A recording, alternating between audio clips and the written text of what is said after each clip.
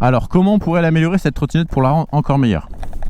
On va commencer un petit peu par les inconvénients et ensuite on verra plutôt les pistes d'amélioration. Alors au niveau des inconvénients, le bridage à 25 km/h d'usine n'y est pas. Donc la trotte n'est pas homologuée pour rouler sur la voie publique, en tout cas en France. Donc ça c'est un premier inconvénient. Donc ça sera uniquement pour terrain privé cette machine en France. Ensuite au niveau des inconvénients, les freins qui sont inversés. Ça c'est dommage. C'est bizarre, c'est dommage, c'est pas quelque chose que je valide. C'est un peu... Bon, vous me direz ce que vous en pensez dans les commentaires d'inverser les freins, mais c'est bizarre, hein. En plus c'est des freins hydrauliques, donc ça se change pas non plus en un claquement de doigts, pas comme le mécanique. Donc ça c'est un peu dommage. Ensuite la norme d'étanchéité, encore une fois, c'est dommage. On aurait aimé du IPX5 pour que ça fasse plus quali, pour que ça fasse plus premium, pour que ça soit vraiment sympa.